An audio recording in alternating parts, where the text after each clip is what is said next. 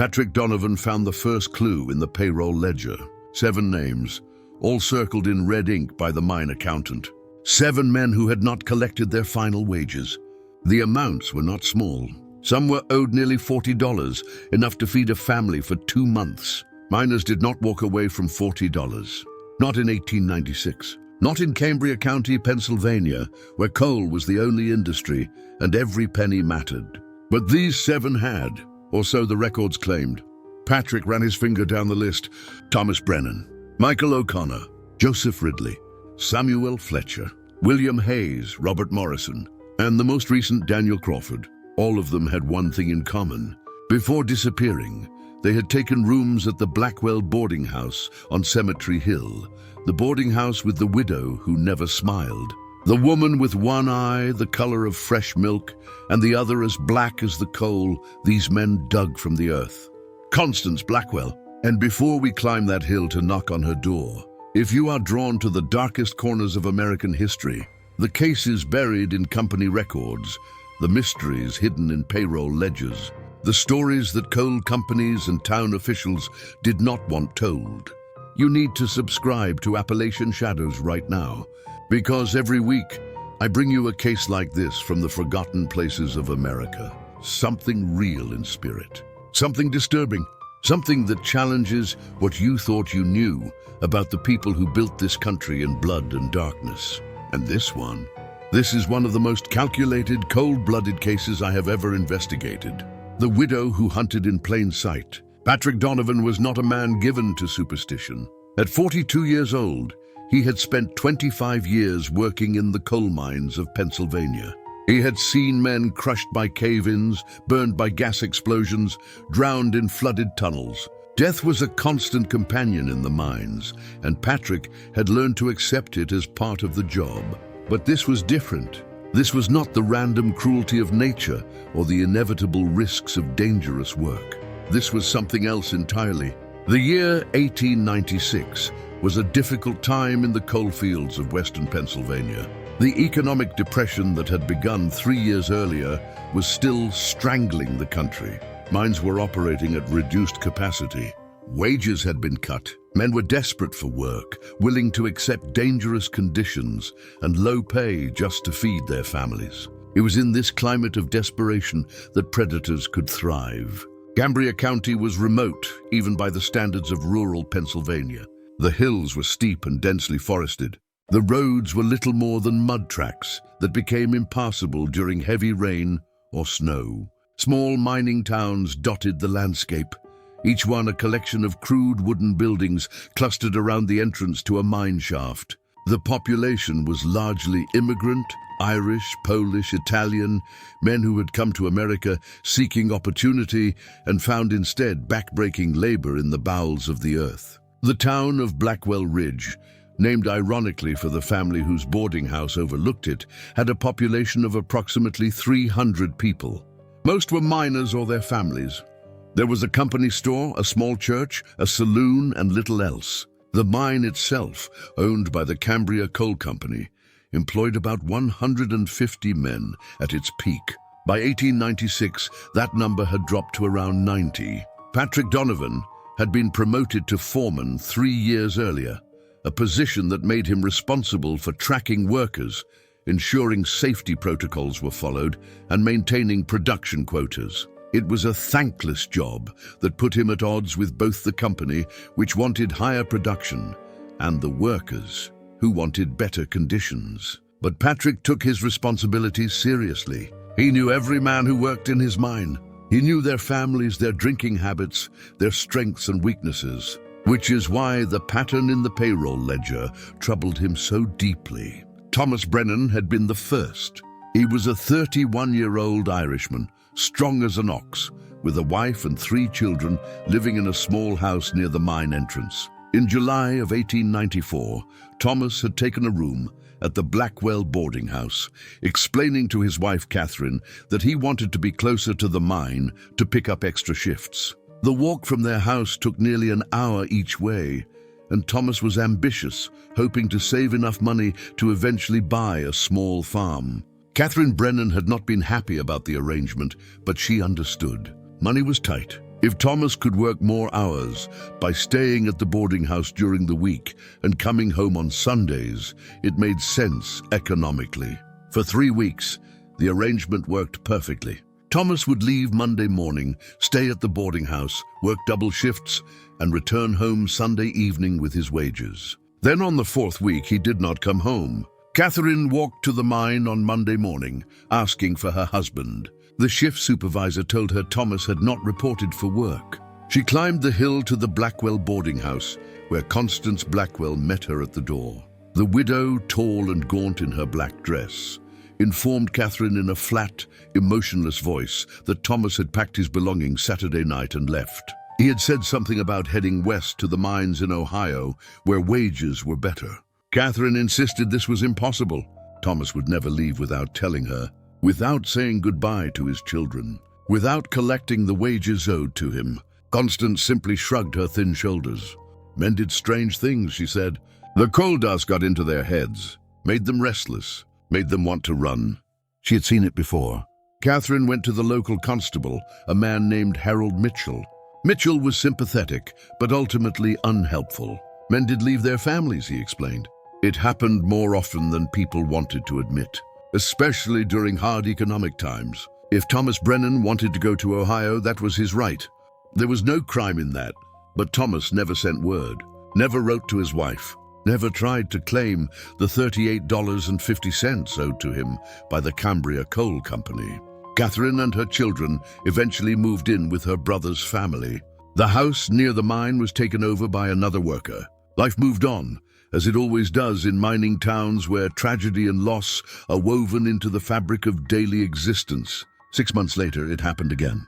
Michael O'Connor, a 24-year-old Polish immigrant whose real name was Mikhail Ostrowski, but who had anglicized it to find work more easily, took a room at the Blackwell Boarding House in January of 1895. Like Thomas Brennan, Michael wanted to work extra shifts. He was saving money to bring his parents over from Poland.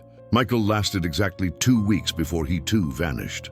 Same story, packed his bags, headed west, left without collecting his wages. Then Joseph Ridley in April, Samuel Fletcher in August, William Hayes in November. Each time the pattern was identical.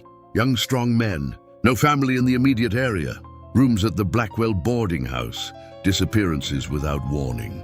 Wages left unclaimed. Wait, think about this for a second. 7 men, all roughly the same age, all staying at the same boarding house, all disappearing without collecting money owed to them. Money they desperately needed. Money their families needed. Drop a comment right now with your theory.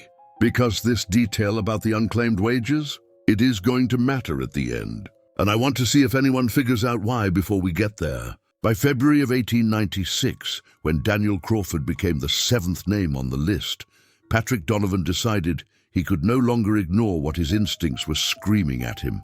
Something was very wrong at the Blackwell Boarding House. Daniel Crawford had been different from the others in one crucial way. He was not alone in Blackwell Ridge. His younger brother, Edward Crawford, also worked in the mine. When Daniel took a room at the boarding house, Edward stayed in the small cabin they shared near the base of Cemetery Hill. The brothers were close, meeting for dinner at the saloon most evenings after their shifts ended. When Daniel stopped showing up for these dinners, Edward grew concerned. He went to the boarding house and was met by Constance Blackwell at the door. She told him the same story. Daniel had left, gone west. Better opportunities. But Edward knew his brother. Daniel would not leave without telling him.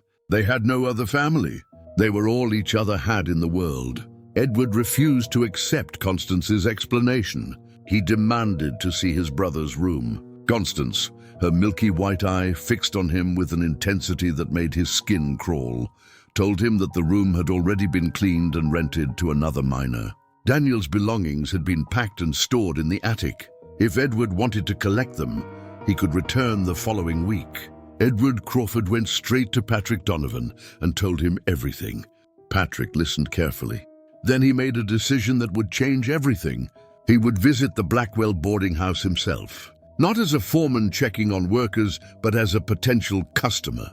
He would take a room, see the place from the inside, and find out what Constance Blackwell was hiding.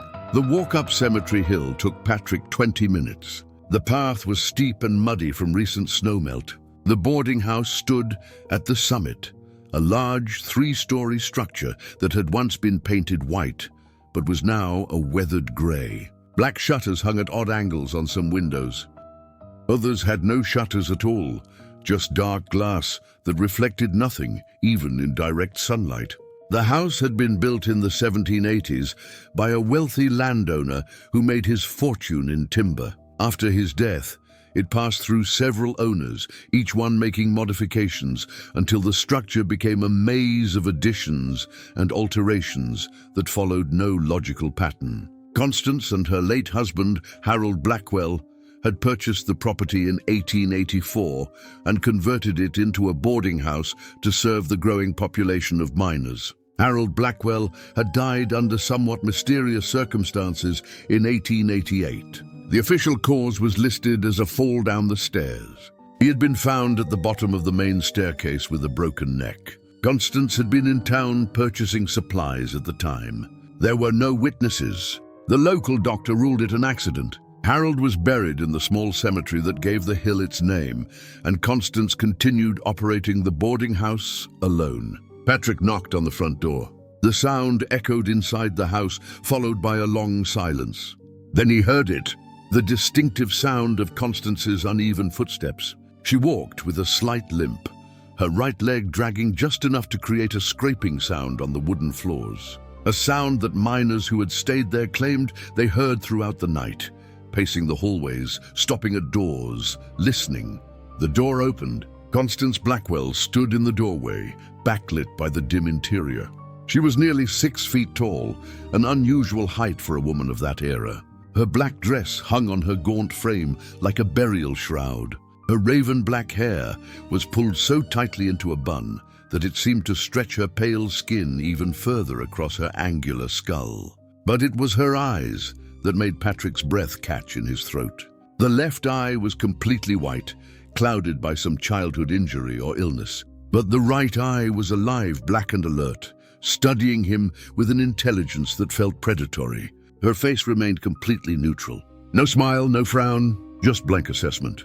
"Mr. Donovan," she said. Her voice was surprisingly soft, almost musical. "I have been expecting you." Patrick felt ice water run down his spine. He had told no one he was coming here. He forced himself to remain calm. "Mrs. Blackwell, I am looking for a room, week-to-week basis." Her thin lips barely moved when she spoke. "Of course. I have several available. Please come inside." She stepped back, and Patrick entered the boarding house. The interior was dark despite the afternoon sun outside. Heavy curtains covered most windows. The air smelled of old wood, coal smoke, and something else. Something sweet and sickly that Patrick could not identify. The entry hall was wide, with a staircase rising to the upper floors. Doors led off in multiple directions. Everything was spotlessly clean, not a speck of dust, not a single item out of place. It was the kind of cleanliness that felt obsessive, unnatural. "I have rooms on all 3 floors, Constance said, already moving toward the stairs with that distinctive scraping limp. "The ground floor rooms are noisier as they face the road. The 2nd floor is quieter, and the 3rd floor, well, those are my special rooms, for guests who plan to stay longer." Patrick followed her up the stairs. "What makes the 3rd floor special?" She did not answer immediately. They climbed to the 2nd floor landing. A long hallway stretched in both directions, lined with identical wooden doors, all closed. "The 3rd floor rooms are larger," Constance finally said. "More comfortable, and they offer complete privacy. I do not disturb guests on the 3rd floor unless they specifically request service." "I will take a 2nd floor room," Patrick said quickly. Something about the way she said complete privacy made his skin crawl. "As you wish." She led him to a door near the middle of the hallway. "Room 7. She produced a key from the pocket of her dress and unlocked it. The room was small but clean. A narrow bed, a small table with a chair, a wardrobe. A single window overlooked the path leading down the hill toward the mine. Meals are served 3 times daily in the dining room. Breakfast at 6, dinner at noon, supper at 6. The cost is $3 per week, including meals. Payment in advance. Patrick reached into his pocket and pulled out $3 silver. Constance's long, thin fingers closed around the coins. Her hand was ice cold when it accidentally brushed against his. "I will leave you to settle in, Mr. Donovan. If you need anything, simply ring the bell in the hallway." She turned to leave, her footsteps scraping down the hall. Patrick waited until he heard her descend the stairs before he allowed himself to breathe normally. He had made it inside. Now came the hard part, finding out what happened to those 7 men. Patrick spent his first evening observing. There were 5 other guests currently staying at the boarding house. 3 were miners he recognized from his crew. The other 2 were traveling salesmen passing through. Everyone ate dinner together in a formal dining room on the ground floor. Constance served the meal herself, moving silently between the table and the kitchen, her black dress rustling, her footsteps scraping. The food was surprisingly good. Beef stew, fresh bread, apple pie for dessert. But Patrick noticed something odd. Constance watched the meat. She did not eat herself. She stood in the corner of the dining room, her mismatched eyes studying each person at the table, paying particular attention to how much they ate and how enthusiastically. After dinner, Patrick returned to his room. He waited until he heard the other guests retire for the night. Then around midnight, he quietly opened his door and stepped into the hallway. The house was completely dark, no lamps burning, no moonlight penetrating the heavy curtains. Patrick had brought matches and a small candle. He lit it, the tiny flame barely pushing back the darkness. He needed to see the 3rd floor. He found the stairs and began climbing. The wood creaked beneath his feet, each sound impossibly loud in the silence. He reached the 3rd floor landing and stopped. The 3rd floor had only 4 doors. Unlike the 2nd floor, where all the doors were identical, these doors were different, heavier, made of darker wood, and each one had a large iron lock on the outside. Why would boarding house rooms have locks on the outside? Patrick approached the first door. He pressed his ear against it, listening. Nothing. He tried the handle, locked. He moved to the 2nd door. Also locked, also silent. At the 3rd door, he heard something that made his blood freeze. A sound so faint he almost thought he imagined it. A scraping sound, like something being dragged across a wooden floor. He was about to press closer when he heard it behind him, that distinctive scraping footstep. Constance Blackwell was climbing the stairs. Patrick's candle suddenly blew out, though there was no breeze. The darkness swallowed him whole. The scraping footsteps grew closer, and Constance's soft musical voice floated through the black. "Mr. Donovan, you should not be on the 3rd floor. The special rooms are for special guests only." He could not see her, could not see anything, but he could feel her presence, close, too close. "Who else is here?" Patrick managed to ask, his voice barely above a whisper. "What is behind these doors?" The scraping stopped. In the darkness, Patrick heard the sound of keys jangling, then a lock clicking open, then Constance's voice, closer now, so close he could feel her cold breath on his face. "Why do you not come inside and see for yourself, Mr. Donovan? I have been saving a special room just for you." Patrick stumbled backward in the pitch darkness, his shoulder slamming against the wall. His matches were in his pocket. His hands shook as he fumbled for them. One fell to the floor, another. Finally, he managed to strike one against the wall. The flame fled to life, illuminating Constance Blackwell's face, mere inches from his own. That milky-white eye seemed to glow in the matchlight. Her expression remained utterly neutral, but something in her posture suggested amusement. She held a large iron key in her unnaturally long fingers. "You look frightened, Mr. Donovan," she said softly. "There is no need for fear." Not yet. Before Patrick could respond, she turned and descended the stairs, her scraping footsteps fading into the lower levels of the house. The match burned Patrick's fingers. He dropped it and was plunged into darkness again. He did not sleep that night. He sat on his bed, fully dressed, his back against the wall, listening to every sound in the boarding house. Around 3 a.m, he heard those footsteps again. Scrape, pause, scrape, pause. They moved along the 2nd floor hallway, stopping at each door, listening, then moving on. When they stopped outside his door, Patrick held his breath. He could see the shadow of feet beneath the door gap. Constance stood there for what felt like an eternity. Then the footsteps continued down the hall and eventually descended the stairs. At dawn, Patrick gathered his few belongings and left the boarding house without waiting for breakfast. He needed help. He needed witnesses, and he needed to find out what was behind those locked doors on the 3rd floor. Edward Crawford was waiting at the mine entrance when Patrick arrived. The young man looked like he had not slept in days. Dark circles shadowed his eyes. His hands shook as he gripped Patrick's arm. "Did you find anything?" Edward asked desperately. "Did you see Daniel?" Patrick pulled him away from the other miners, speaking quietly. "Something is very wrong in that house, Edward. There are locked rooms on the 3rd floor, rooms with locks on the outside. I heard something in one of them. Something or someone." Edward's face went pale. "We need to go back. We need to break down those doors." "We cannot just break into private property," Patrick said, though every instinct told him that is exactly what they needed to do. "We need the law. We need the constable." They went to Harold Mitchell's office in town. The constable was a heavy man in his 50s who had held his position for over 20 years through a combination of political connections and deliberate incompetence. Mitchell listened to Patrick's story with increasing skepticism. "Let me understand," Mitchell said when Patrick finished. "You broke into Mrs. Blackwell's boarding house in the middle of the night, went to areas where you were not authorized to be, and now you want me to obtain a warrant because you heard a noise." "7 men have disappeared from that house," Patrick insisted.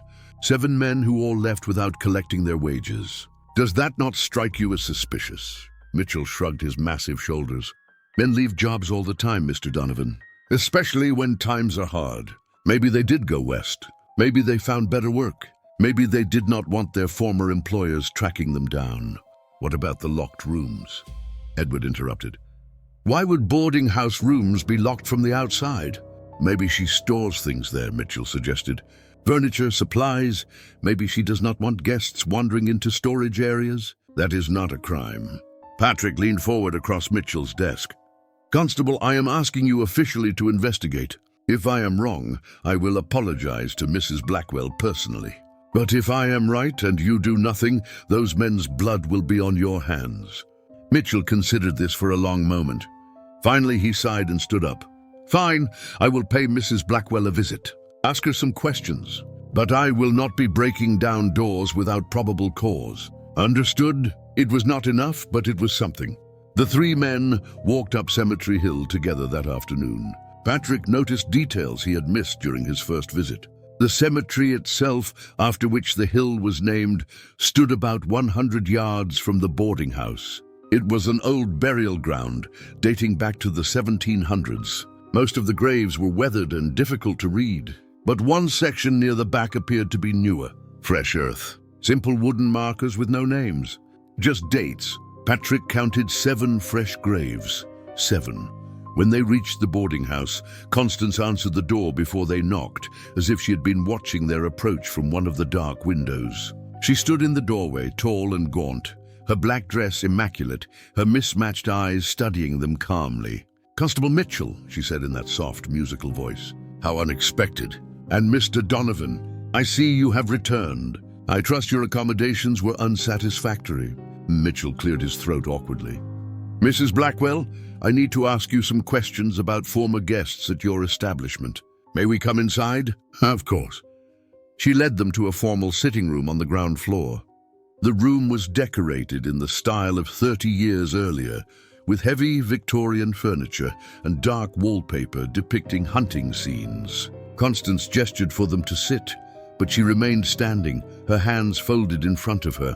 "Now," Mitchell began, pulling out a small notebook, "I understand that several men who stayed here have subsequently left the area without notice. A Mr. Thomas Brennan, Michael O'Connor, Joseph Ridley, Samuel Fletcher, William Hayes, Robert Morrison, and Daniel Crawford.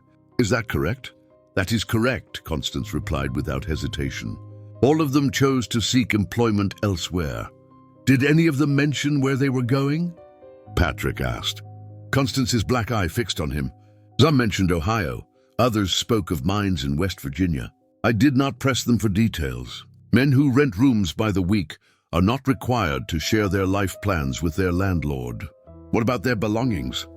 Edward demanded, his voice cracking. My brother's things. Where are they? In the attic, as I told you, boxed and labeled. You may collect them at any time. Mitchell made notes in his book. Mrs. Blackwell, Mr. Donovan here mentioned that you have locked rooms on the 3rd floor. Could you explain the purpose of those locks? For the first time, something flickered across Constance's face. Not quite anger, not quite amusement, something colder. The 3rd floor rooms are not currently available for rent, Constable. They require extensive repairs, water damage from the roof. I keep them locked for safety reasons. I would not want a guest to injure themselves by entering an unsafe area. Could we see these rooms? Patrick asked. No, Constance said flatly. You could not. Not without a warrant. And I believe Constable Mitchell has already explained that he has no grounds for such a document. Mitchell looked uncomfortable. That is correct, unless there is evidence of an actual crime. There are 7 fresh graves in that cemetery, Patrick said, pointing out the window toward the burial ground. 7 graves and 7 missing men. That is not a coincidence. Constance walked to the window and looked out at the cemetery with an expression Patrick could not read. The graves you refer to, Mr. Donovan, are quite old. The markers are new because I had them replaced last summer. The original markers had rotted away. Those are the graves of previous owners and their families. This house is over 100 years old. Many people have died here naturally over the decades. She turned back to face them. Now, unless you have any further questions, I have work to do. The dinner preparation will not complete itself. And if this investigation is drawing you in so far, tap that like button. It genuinely helps Appalachian Shadows bring more of these forgotten cases to light. These stories from the coalfields deserve to be told. Mitchell stood, clearly relieved the interview was over. Thank you for your cooperation, Mrs. Blackwell. If we have any additional questions, we will let you know. Patrick and Edward had no choice but to follow the constable out. As they walked down Cemetery Hill, Edward grabbed Patrick's arm again. She is lying. I know she is lying. We need to get into that house when she is not there. We need to see those rooms. Patrick was thinking the same thing. But breaking and entering was a crime. If they were caught, they would be arrested. And Constance would have every legal right to shoot intruders. That evening, Patrick sat in the small cabin he rented near the mine, trying to formulate a plan. He had told the mine office that he was taking a few days off. His assistant foreman could handle operations. Patrick needed to focus on this investigation. He was making notes when someone knocked on his door. He opened it to find a small boy, maybe 10 years old, holding a folded piece of paper. A lady gave me a nickel to deliver this to you, sir, the boy said, then ran off before Patrick could ask any questions. Patrick unfolded the paper. The handwriting was elegant, old-fashioned. Mr. Donovan, if you truly wish to know what happened to those men, come to the boarding house tomorrow at noon. I will be in town conducting business. The house will be empty. The back door will be unlocked. You will have 1 hour. But I warn you, some doors once opened cannot be closed again. Some knowledge once gained will haunt you until your dying day. Come if you must, but do not say you were not warned. CB. Patrick read the note 3 times. It was obviously a trap. Constance knew he would not be able to resist. She was inviting him to break into her house, giving him explicit permission, but also warning him. Why? What game was she playing? He thought about showing the note to Constable Mitchell, but Mitchell had made his position clear. He would not act without proof. And Patrick doubted a handwritten invitation to trespass would qualify as probable cause for a warrant. No, if Patrick was going to find out what happened to those 7 men, he would have to go alone. Or almost alone. The next morning, Patrick went to find Edward Crawford. The young man agreed immediately to help.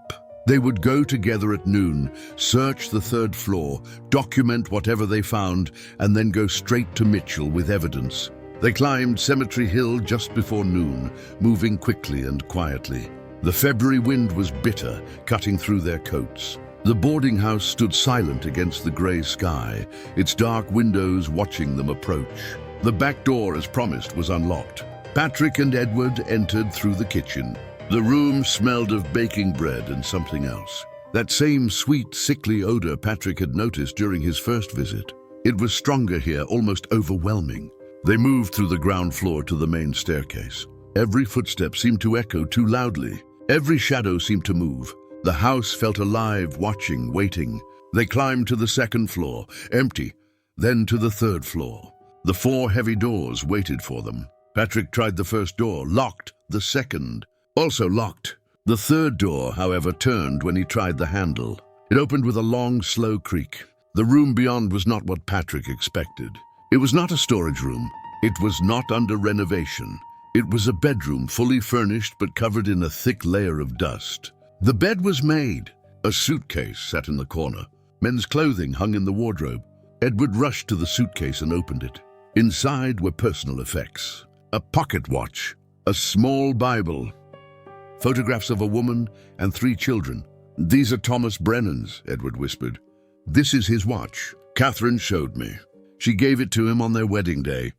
They moved to the second unlocked door. Another bedroom, another layer of dust. Another suitcase filled with someone's entire life. Patrick found mining tools in this room. A lunch pail with initials carved into the metal, M.O. Michael O'Connor. "They never left," Edward said, his voice shaking. "Their things are all here. Everything they owned. Why would men leave without taking anything?" Patrick did not answer. He was staring at the floor. The floorboards in the center of the room looked different, newer, recently replaced. He knelt down and ran his fingers along the seams. He could feel where nails had been recently driven. He pulled out his pocket knife and began prying at the boards. Edward knelt beside him and helped. The nails came free with a screech of wood. They lifted the first board, then the second, then the third. The smell that rose from beneath the floorboards was unmistakable. The sweet, sickly odor of decay. Edward vomited. Patrick forced himself to look down into the space beneath the floor. He saw bones, human bones, partially decomposed remains wrapped in burlap and lime. Multiple bodies crammed into the crawl space beneath the floor. 7 sets of remains, maybe more. Patrick pulled Edward to his feet. "We need to leave, now. We need to get the constable and the state police," and a sound stopped him. The front door opening. Footsteps on the stairs. That distinctive scraping limp. Constance Blackwell was home early. "Mr. Donovan," her musical voice called from the second floor landing. "I see you accepted my invitation. Tell me, did you find what you were looking for?" Patrick and Edward backed toward the door of the room, but Constance appeared in the doorway, blocking their exit. She held something in her hand. A long knife, the kind used for butchering. "The problem with curious men," Constance said, her voice still soft, still musical, "is that they cannot leave well enough alone. Thomas Brennan was curious. He asked too many questions about my husband's death, about the other guests who had stayed here before him. So I could not let him leave." She took a step into the room. Patrick and Edward had nowhere to go. The only window was 3 stories up. The drop would kill them. "Each one was the same," Constance continued.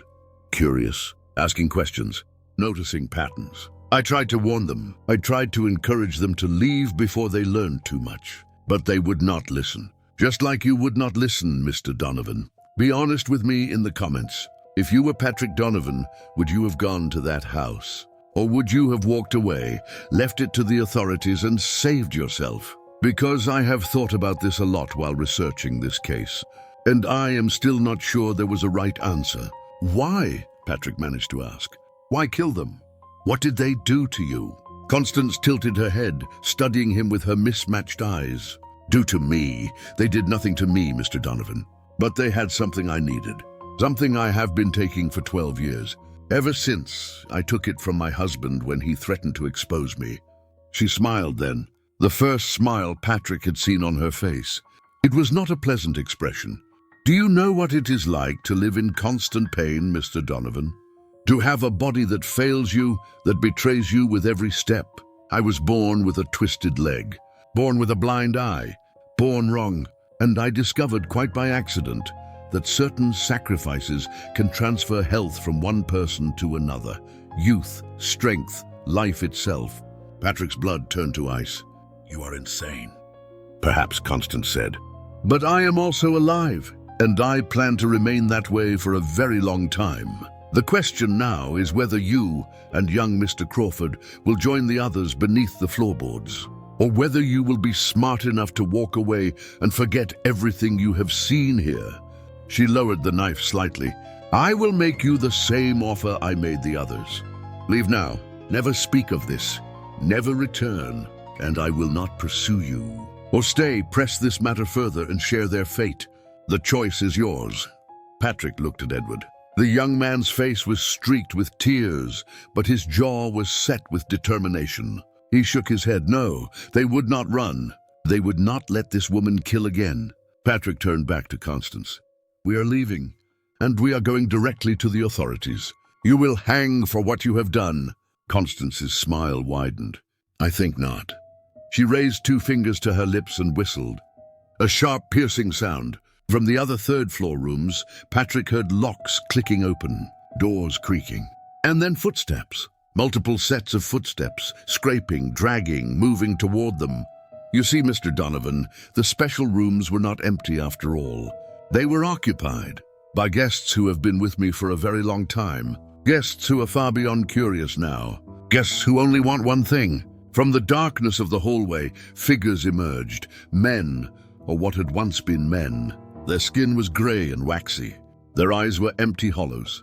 Their movements were jerky and uncoordinated. But they moved with purpose.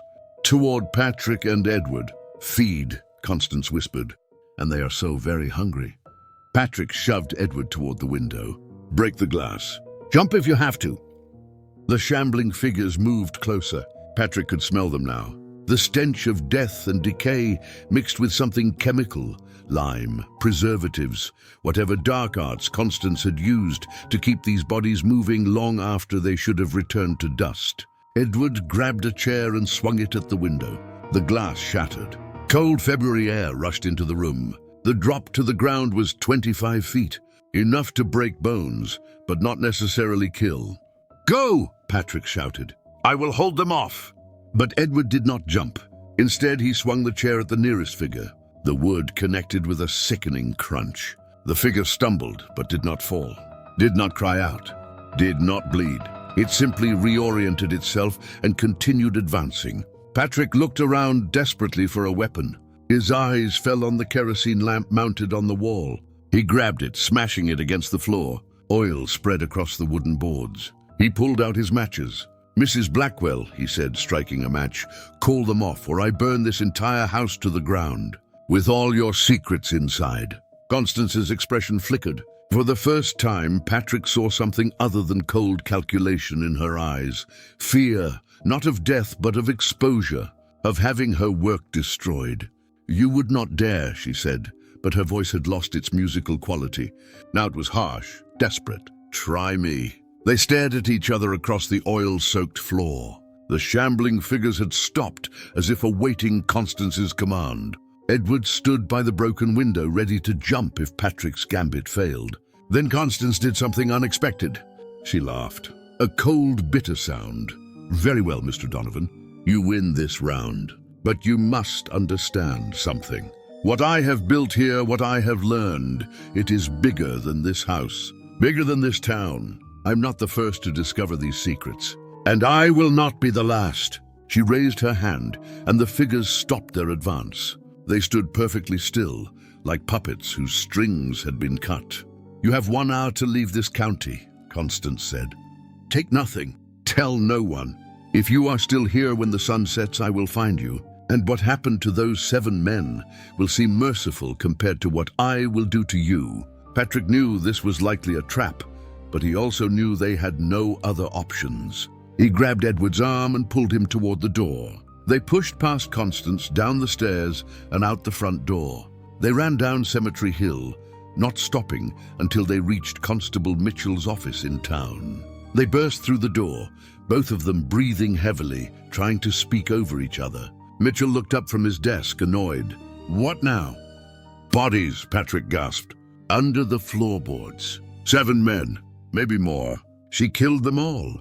And there are others, things. I do not know what they are. But they are not alive. Not properly alive. Mitchell stood slowly. Mr. Donovan, have you been drinking? We need the state police, Edward insisted. We need men with guns. She is going to run. We need to arrest her now. Mitchell studied their faces. Whatever he saw there convinced him they were not lying or drunk. He reached for his coat. Show me. But if this is some kind of game, I will throw both of you in jail. They returned to Cemetery Hill with Mitchell and 2 deputies. The boarding house stood silent in the late afternoon light. The front door was wide open. Inside, the house was empty. They climbed to the 3rd floor. The doors to the special rooms all stood open now. Patrick led them to the room where he had pried up the floorboards. But the floorboards were nailed back down, perfectly, as if they had never been disturbed. Mitchell knelt and examined them. These do not look recently removed, Mr. Donovan. Pry them up, Patrick demanded. The bodies are underneath. The deputies used crowbars. The nails screamed as they came free. The boards lifted. The space beneath was empty. No bodies, no burlap, no lime. Just old dirt and cobwebs. Patrick felt his world tilting. No, they were here. We saw them, multiple bodies. The smell. What smell? Mitchell asked. He sniffed. I smell dust and old wood. Nothing else. They searched every room on the 3rd floor. Found nothing, no bodies, no evidence of the shambling figures, nothing. In the bedroom, with Michael O'Connor's initials on the mining tools, Edward looked around desperately. The suitcase. The personal effects. Where did they go? The room was empty except for basic furniture. No suitcases, no belongings, no evidence anyone had ever stayed there. Mitchell stood with his arms crossed, his expression darkening. Gentlemen, I do not know what you think you saw, but there is nothing here. No bodies, no evidence of any crime, and I have had enough of this wild chase. If you persist in making false accusations against Mrs. Blackwell, I will charge you with harassment. She moved them, Patrick said, but even to his own ears it sounded weak. She had time while we were fetching you. She moved the bodies and cleaned the rooms. In an hour? Mitchell scoffed. Multiple bodies hidden beneath floorboards, nailed back down perfectly, rooms cleaned of all evidence. By a woman with a limp alone? Patrick had no answer. Because it was impossible. Yet somehow Constance had done exactly that. As they descended the stairs to leave, Patrick noticed something that made his blood run cold. The portraits on the walls. He had seen them during his first visit. Paintings of the house's previous owners dating back over a century. There was a portrait he did not remember from before. A woman in a black dress with raven hair, pulled back severely. The portrait was labeled Constance Blackwell, 1896. But the style of the painting was wrong. It was not done in the style of 1896. It was older, much older. The technique, the materials, the way the oils had cracked with age. This painting had to be at least 50 years old. Patrick looked closer at the other portraits. Women mostly, all tall and gaunt, all in black dresses, all with severe hairstyles. The faces were different, but something about the eyes, that same cold, calculating intelligence. He read the labels beneath each portrait. Eleanor Blackwell, 1793. Margaret Blackwell, 1812. Sarah Blackwell, 1836. Constance Blackwell, 1864. Constance Blackwell, 1896. The same first name appeared twice, 32 years apart. But the woman in both portraits had the same face, the exact same face. Patrick understood then. The widows of the Blackwell house were not different women. They were the same woman, living decade after decade, changing her name slightly, letting enough time pass that no one would remember, using the lives she stole to extend her own indefinitely. How long had she been doing this? How many had died in this house over the decades, over the centuries? Mitchell and his deputies were already outside. Patrick took one last look at the portrait gallery and followed them down Cemetery Hill. He never returned to Blackwell Ridge. Neither did Edward Crawford. Patrick resigned his position as mine foreman the next day and moved to Pittsburgh. He found work at a steel mill and never spoke of what happened at the Blackwell Boarding House to anyone except Edward, who had moved to Ohio. Edward Crawford spent the rest of his life searching for proof of what they had seen. He wrote letters to newspapers, to police departments across Pennsylvania, to anyone who would listen. Most ignored him.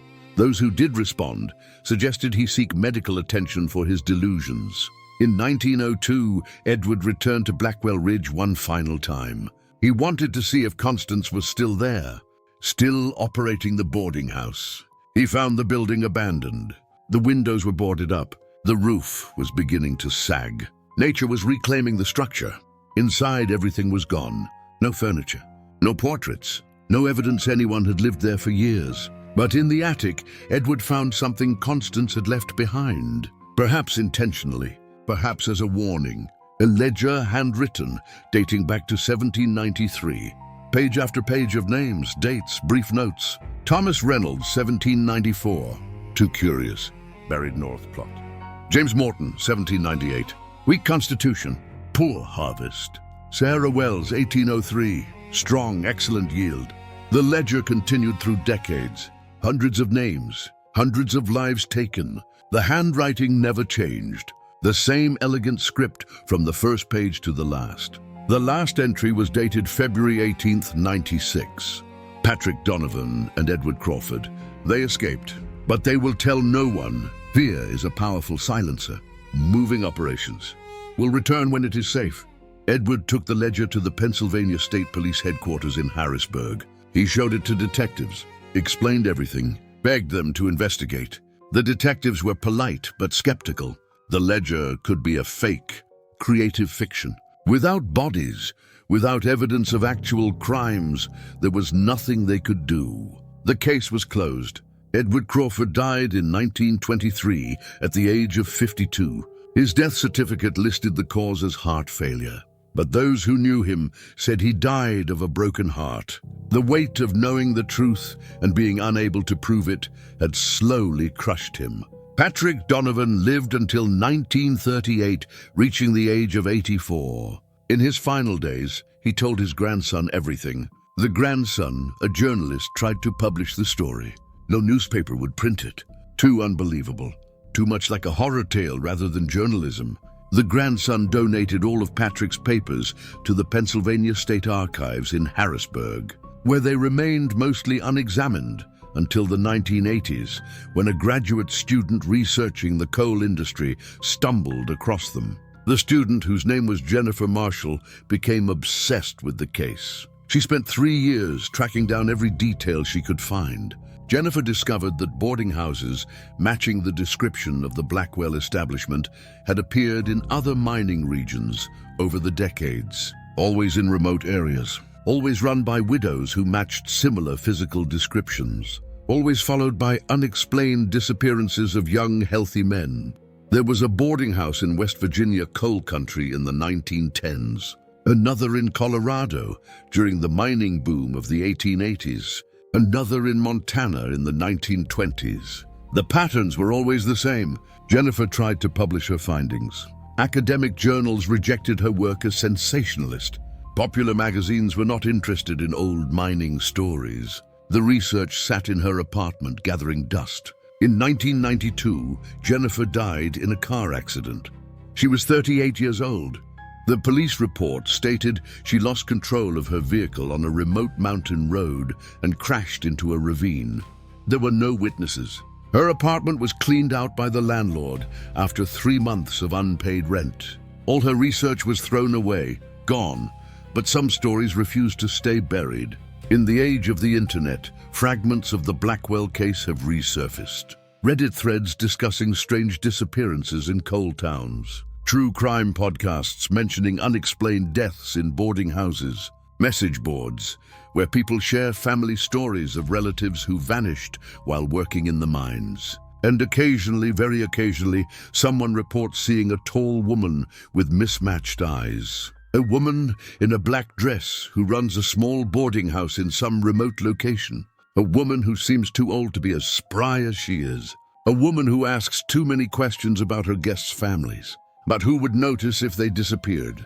These reports are dismissed as urban legends, internet hoaxes, shared creepy stories. But those who have studied the Blackwell case wonder, how many names were in that ledger before it was lost? How long has this been happening? And most disturbing of all, is it still happening now? The Cambria Coal Company closed its operations in Blackwell Ridge in 1912. The town was gradually abandoned. Today, Nothing remains but foundation stones and rusted mining equipment slowly being swallowed by the Pennsylvania forest. The Blackwell Boarding House burned down in 1907 under suspicious circumstances. The fire was so hot it melted the foundation stones. Nothing survived. No evidence, no answers. Just ashes and memories. The small cemetery on Cemetery Hill still exists. 7 unmarked graves in the back section remain a mystery. Local historians assume they are the graves of unknown transients who died during the mining era. The county maintains the cemetery, but has no records of who is buried there. Patrick Donovan lived a quiet life in Pittsburgh. He married, had children, worked hard, attended church. By all accounts, he was a good man who tried to do the right thing in impossible circumstances. But his grandson remembered the haunted look in his eyes whenever anyone mentioned coal mining or boarding houses. The way Patrick would sometimes wake screaming in the night, calling out warnings to men whose names meant nothing to anyone else. Thomas, Michael, Joseph, Samuel, William, Robert, Daniel, Edward Crawford never married, never had children. Died alone in a small apartment in Cleveland, surrounded by boxes of documents and research that no one believed.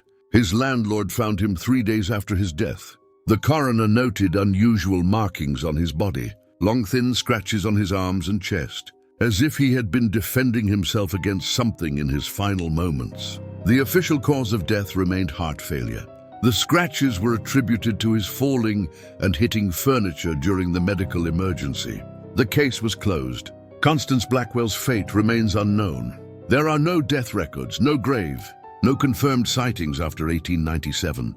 She simply vanished, taking her secrets with her. Or perhaps she simply moved on, found a new town, a new name, a new boarding house where desperate men would come seeking work and shelter, where curious questions could be dealt with quietly, where the isolated and the forgotten could disappear without anyone noticing or caring. The Pennsylvania coal fields were built on the backs of men who sacrificed everything for a few dollars a day, men who descended into the earth and sometimes never came back up. We remember the men who died in cave-ins and explosions. We build memorials to their sacrifice, but we do not remember the men who disappeared for other reasons. The men whose deaths were not accidents of industry, but acts of calculated predation.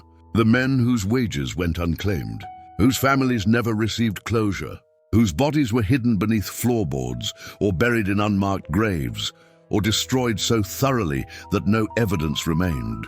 Patrick Donovan tried to save them, tried to expose the truth.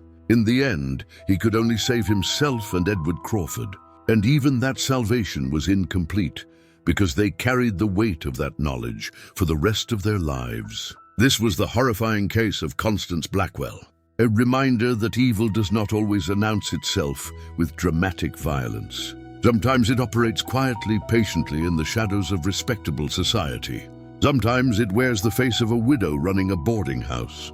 Sometimes it hides in plain sight for decades, for centuries, feeding on the desperate and the forgotten. And sometimes, just sometimes, it gets away with it. If you made it this far, you are exactly the kind of person Appalachian Shadows exists for. Someone who does not turn away from the darkness. Someone who wants to understand the truth buried in these mountains and coal fields, no matter how disturbing. Next week, I'm bringing you the story of the Tennessee mining town, where 12 families vanished during a single winter in 1904, and the only evidence left behind was a symbol carved into every well in town. And that case, it makes this one look simple. Subscribe to Appalachian Shadows now, and turn on notifications, because these stories from the hollows and ridges and forgotten mining towns do not stay buried forever. One more thing. I know many of you watching are from Pennsylvania, West Virginia, Ohio, the coal regions, places where your grandparents or great-grandparents worked in the mines. If your family has stories like this, cases that were hushed up, disappearances that were never solved, boarding houses or company towns where something was not quite right, share them in the comments. You do not have to use names, just the story, because I read every single comment. And your stories might become the next investigation here on Appalachian Shadows.